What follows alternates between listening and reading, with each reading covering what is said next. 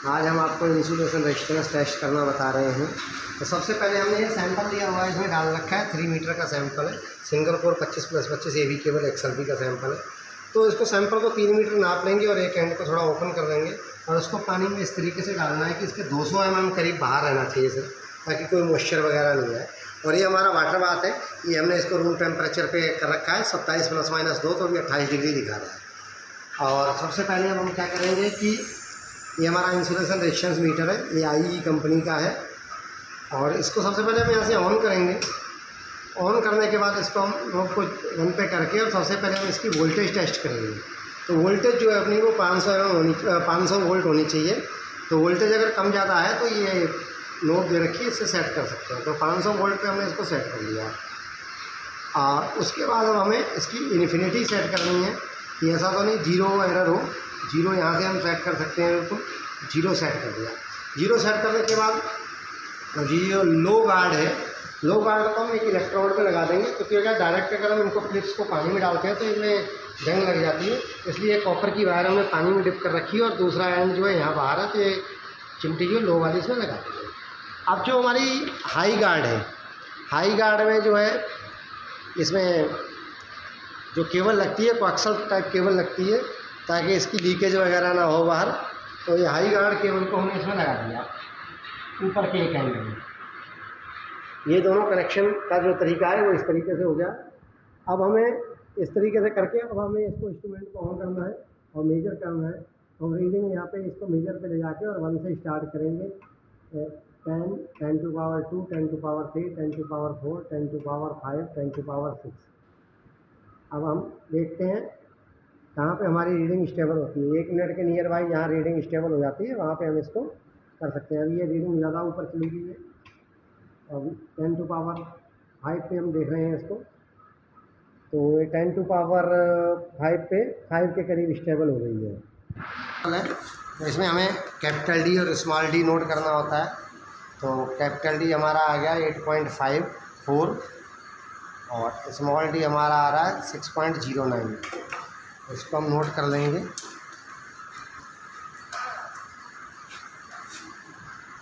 Eight 8.54 और 6.09। अब इसका जो फार्मूला है वॉल्यूम रेजिस्टिविटी कैलकुलेट करने का 2 pi LR × 10 to power 8 upon log E capital D/D। तो log इसमें जो है log नेचुरल लेना होता है, जो इसमें ये LN का बटन बना होता है कैलकुलेटर में, ये वाला लेना है। तो अब VR हम निकालते हैं, तो VR बराबर 2 पाई, तो 3.14 × 2 हो गया। L हमारी 3 मीटर है और R जो हमारी रीडिंग आई है वो 5 मेगा ओम × 10 टू पावर 5 पे आई है। तो 10 टू पावर 8 + 5, तो ये बराबर 13 हो जाता है। अब हमारा जो log E है वो कैपिटल D हमारा 8.54 डिवाइडेड बाई 6.09, तो हमारा 1.40 जो आया है, इसका हमें log नेचुरल निकालना है। तो हम सबसे पहले LN का बटन दबाएंगे और फिर 1.4 डाल के इसको इक्वल कर देंगे, तो ये हमारा log नेचुरल आ गया। log नेचुरल जो हमारा आ गया 0.336 आ गया।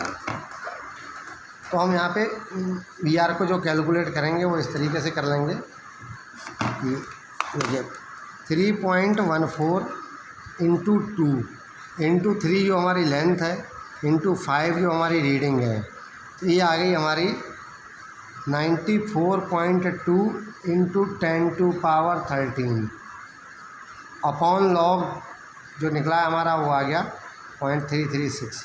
तो ये हो गया 94.2 × 10 टू पावर 13 डिवाइड बाई 0.336 बराबर 0.336। तो ये 280.3 × 10 टू पावर 13 हो गया। जो हमें इसकी रिक्वायरमेंट रहती है XLP में, तो वो 10 टू पावर 13 रहती है AV केबल में। तो अभी हम अगर इसको देखें तो पावर बढ़ा भी सकते हैं, नहीं तो 280 × 10 टू पावर 13 हो गया। अगर हमें मान लो इसको पावर बढ़ानी है तो इसको हम पॉइंट को यहाँ ले लेंगे, तो ये 28 × 10 टू पावर 14 हो जाएगा। ओम सेंटीमीटर हो जाएगा ये। रीडिंग जो हमारी आएगी वो मेगा ओम में आनी है। और ये हमारा क्या कांस्टेंट है, रीडिंग जो है लेंथ जो है मीटर में है, रीडिंग मेगा ओम में है। अब ये 10⁸ रहता है, तो इसमें क्या होता है कि हमारी जो है रीडिंग मेगा ओम में आती है और हमारा जो रिज़ल्ट होता है वो ओम्स में होता है। तो ओम्स में मेगा ओम को ओम में कन्वर्ट करने के लिए पावर 8 चली जाती है, 6 चली जाती है सॉरी। और ये मीटर में लेंथ रहती है और यहाँ रिजल्ट सेंटीमीटर में होता है, तो 2 जीरो जो इसके हो जाते हैं, तो ये बेसिकली जो 8 बनता है ये 6 + 2, 6 तो इसमें मेगा ओम से ओम का कन्वर्जन है और 2 जो है मीटर से सेंटीमीटर का कन्वर्जन है। अब सेम जो है IR कांस्टेंट, ये हमारी वॉल्यूम रेजिस्टिविटी जो है निकल के आ गई है। अब हम IR कांस्टेंट की बात करें तो IR कांस्टेंट में जो फार्मूला होता है वो LR/1000 इंटू log 10 d/d। अब L यहाँ पे 3 मीटर है, R 5 है, तो ये जो 3 मीटर हमारी लेंथ है और रीडिंग हमारी 5 आई थी इंटू 10⁵ में। तो इसको हम डायरेक्ट ऐसे भी लिख सकते हैं, 3 इंटू 5 के बाद हम 5 जीरो लगा देंगे, तो ये हमारी हो गई अपॉन 1000 इंटू log 10 d/d। तो d/d जो है वो d/d हमारा जो आएगा वो हमारा आएगा, d हम यही लेंगे जो पहले ले चुके हैं, 8.54 डिवाइडेड बाई 6.09, तो ये हमारा 1.40 आया। तो 1.40 का जो log 10 होता है, log 10 साधारण log होता है, ये जो बटन है log का, तो हम log का बटन प्रेस करेंगे और उसके बाद 1.4 प्रेस करेंगे और इक्वल करेंगे तो ये आ जाएगा। तो ये हमारा जो आ गया log 10 d/d, ये आ गया 0.146। तो अब हम इसको सॉल्व कर लेंगे, तो ये हो जाएगा, यहाँ पे ऊपर हो गया जो ये आ जाएगा और नीचे जो आ जाएगा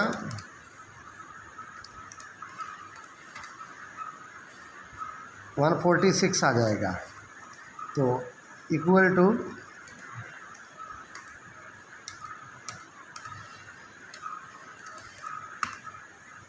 तो हमारा जो IR कांस्टेंट है वो आ गया 10,273।